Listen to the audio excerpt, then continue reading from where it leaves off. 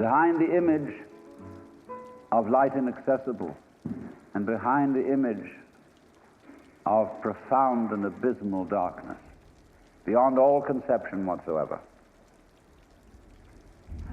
there's something else which we can't conceive at all. And now, I'm sure that most of you know the old story about the astronaut who went far out into space and was asked on his return whether he had been to heaven and seen God. And he said yes. And so they said to him, well, what about God? And he said, she is black. And although this is a very well-known and well-worn story, it is very profound.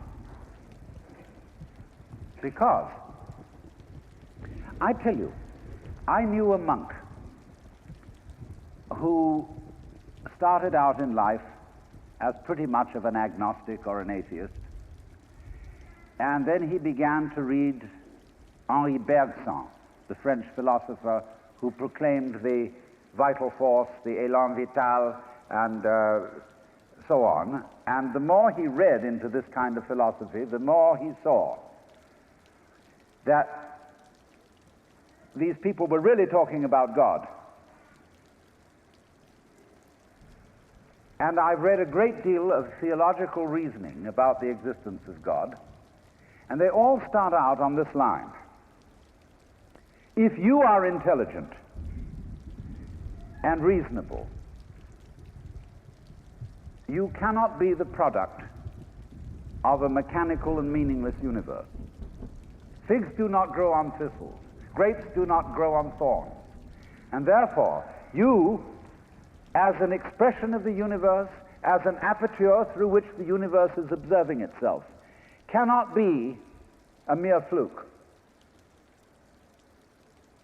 Because if this world peoples, as a tree brings forth fruit, then the universe itself, the energy which underlies it, what it's all about, the ground of being, as Paul Tillich called it, must be intelligent.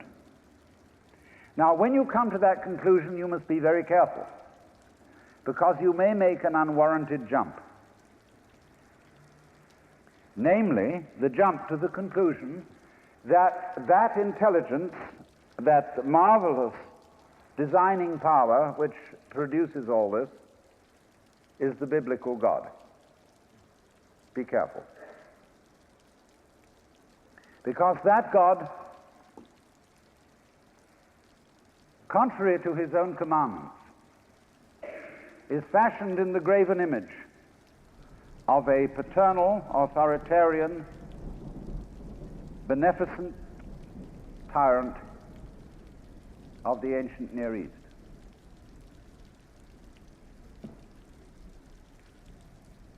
And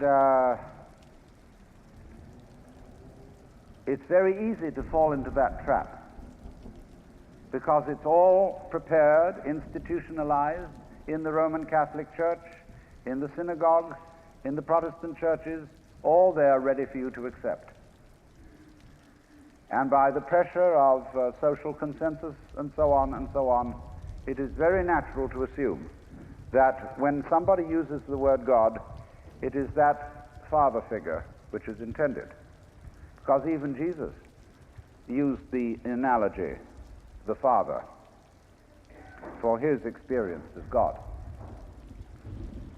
He had to. There was no other one available to him in his culture. But nowadays, we are in rebellion against the image of the authoritarian father. Especially this should happen in the United States, where it happens that we are a republic and not a monarchy. And if you, as a loyal citizen of this country, think that a republic is the best form of government, you can hardly believe that the universe is a monarchy. But to reject the paternalistic image of God as an idol is not necessarily to be an atheist. Although I have advocated something called atheism in the name of God. That is to say,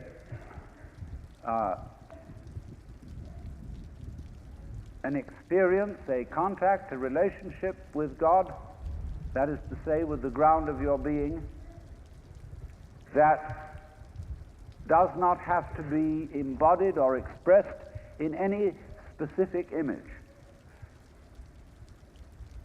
Now, theologians on the whole don't like that idea, because I find in my discourse with them that they want to be a little bit hard-nosed about the nature of God.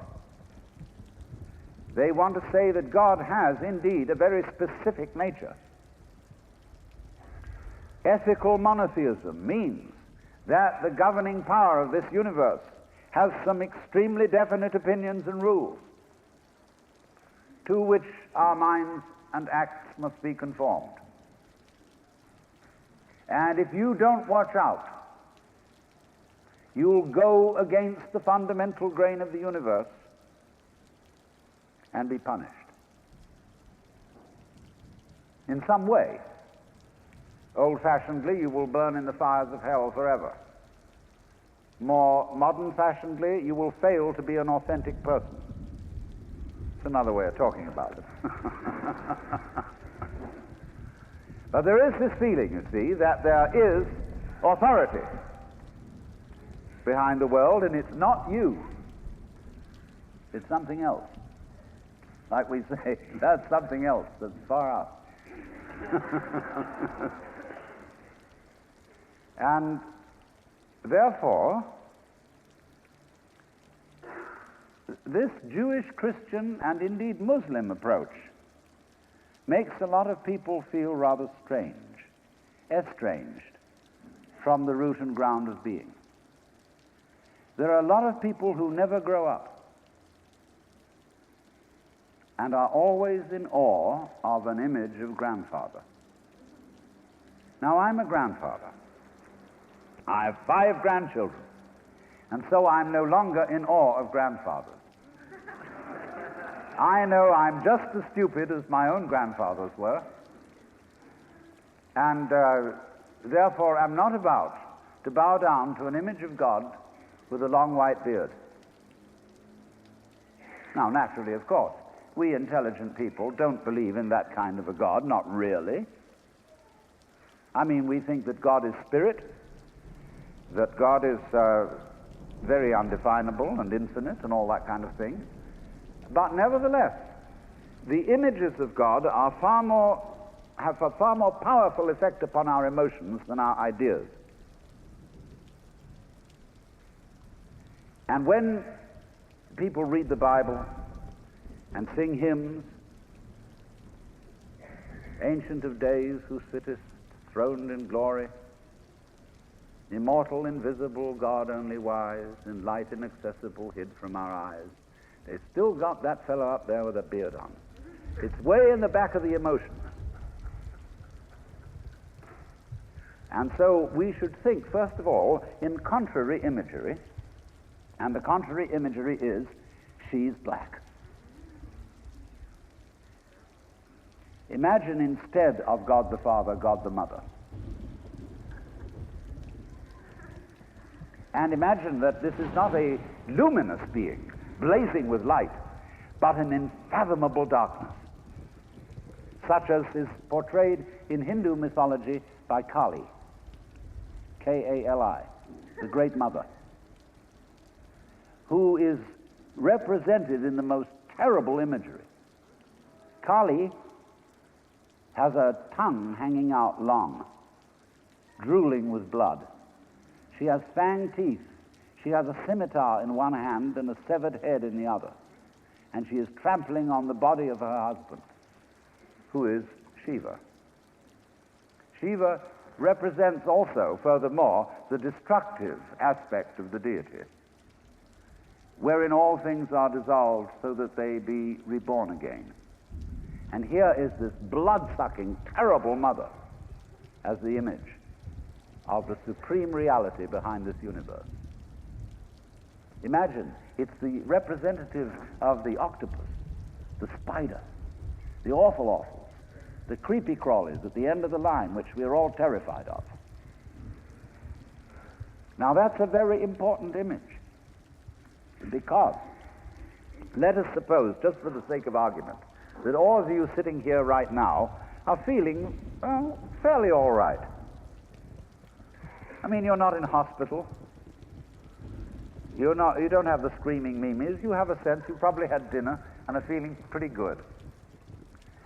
But you know that you feel that you're fairly good because in the background of your mind, very far off in the background of your mind, you've got the sensation of something absolutely ghastly that simply mustn't happen. And so against that, which is not happening, and which doesn't necessarily have to happen, but by comparison with that, you feel pretty all right. And that absolutely ghastly thing that mustn't happen at all is Kali. And therefore, at once, we begin to wonder whether the presence of this Kali is not in a way very beneficent. I mean, how would you know that things were good unless there was something that wasn't good at all? Now I'm not putting this forward as a final position. I'm only putting it forward as a variation, as a way of beginning to look at a problem and getting our minds out of their normal ruts. She's black.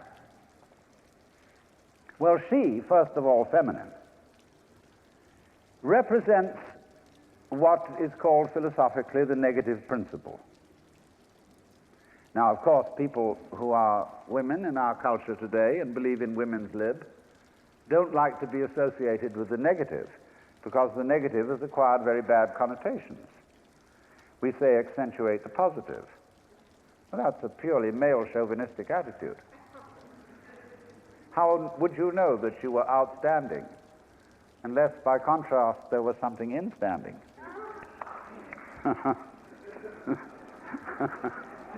You cannot appreciate the convex without the concave. You cannot appreciate the firm without the yielding. And therefore, the so-called negativity of the feminine principle is obviously life-giving and very important. But we live in a culture which doesn't notice it. You see a painting, a drawing of a bird, and you don't notice the white paper underneath it.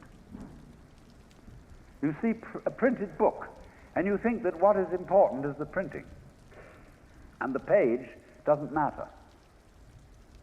And yet, if you reconsider the whole thing, how could there be visible printing without the page underlying it? What is called substance, that which stands underneath, underneath, stands. To be substantial is to be underlying, to be the support, to be the foundation of the world. And of course, this is the great function of the feminine, to be the substance. And therefore, the feminine is represented by space, which is, of course, black at night. But were it not for black and empty space, there would be no possibility whatsoever of seeing the stars. Stars shine out of space, and astronomers, very high-powered astronomers, are beginning to realize that stars are a function of space. Now, that's difficult for our common sense, because we think that space is simply inert nothingness. But we don't realize that space is completely basic to everything. It's like your consciousness. Nobody can imagine what consciousness is. It's the most elusive, whatever it is, that there is at all, because it's the background of everything else that we know. Therefore, we don't really pay much attention to it. We pay attention to the things within the field of consciousness, to the outlines, to the objects, to the so-called things that are in the field of vision, the sounds that are in the field of hearing, and so forth. But what it is that embraces all that, we don't pay much attention to it. We can't even think about it. It's like trying to look at your head. You know, you try to look at your head, and what do you find? You don't even find the black blob in the middle of things.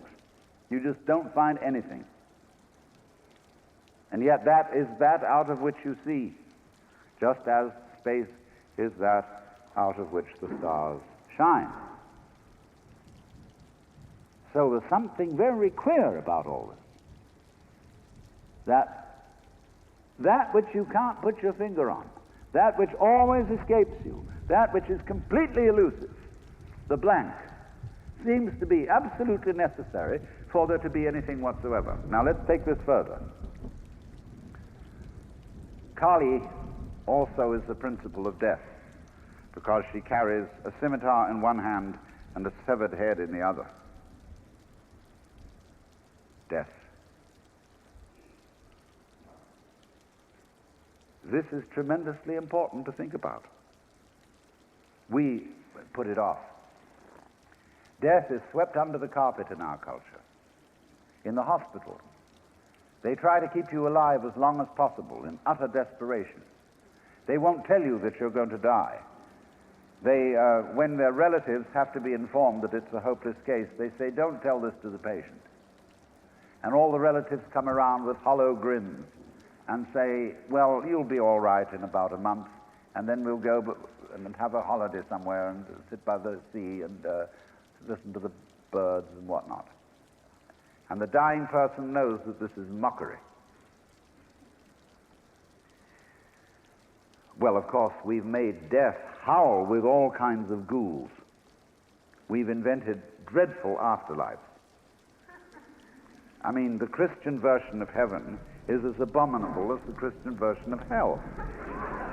I mean, nobody wants to be in church forever. Children are absolutely horrified when they hear these hymns which say, prostrate before thy throne to lie and gaze on thee. They can't imagine what this imagery means. I mean, in a very subtle theological way, I could wangle that statement around to make it extremely profound. I mean, to be prostrate at once and to gaze on the other hand, see, is a coincidentia oppositorum, a coincidence of opposites, which is very, very deep. But to a child, it is a crick in the neck. And that's the sort of imagery we're brought up with. So the idea of what might happen after death, well, you're going to be faced with your judge, the one who knows all about you. This is Big Papa,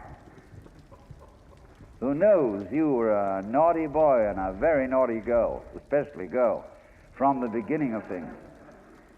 He's going to look right through to the core of your inauthentic existence. And what kind of heebie-jeebies may come up. Or you may believe in reincarnation, and you think that your next life will be the rewards and the punishments of what you've done in this life. And you know you got away with murder in this life. And the most awful things are going to happen next time around. So you look upon death as a catastrophe. Then there are other people who say, well, when you're dead, you're dead. Just nothing going to happen at all. So what you got to worry about? Well, we don't quite like that idea, because it spooks us. You know, what's it be like to die? To go to sleep and never wake up? Well, a lot of things it's not going to be like. It's not going to be like being buried alive. It's not going to be like being in the darkness forever. I tell you what, it's going to be like as if you never had existed at all. Not only you, but everything else as well. That just there was never anything and there's no one to regret it. And there's no problem. Well, think about that for a while. It's kind of a weird feeling you get when you really think about that. You really imagine it. Just to stop altogether. And you can't even call it stop, because you can't have stop without start. And there wasn't any start. There's just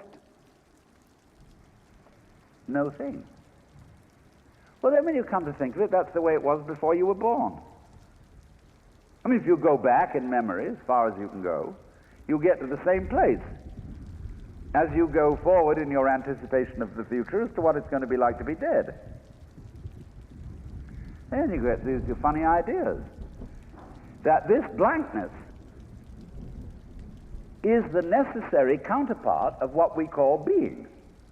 Now, we all think we're alive, don't we? I mean, we're really here? That there is something called existence? You know, the existentialists, Dasein, throneless, here we are. But how could you be experiencing that as a reality unless you had once been dead? What gives us any ghost of a notion that we are here, except by contrast with the fact that we once weren't? And later on, won't we? But this thing is a cycle, like positive and negative poles in electricity. So this then is the value of the symbolism of she is black. She, the womb principle, the receptive, the instanding, the void, and the dark. And so that is to come into the presence of the God who has no image. Behind the Father image, behind the Mother image, behind the image of light inaccessible, and behind the image of profound and abysmal darkness, there's something else which we can't conceive at all.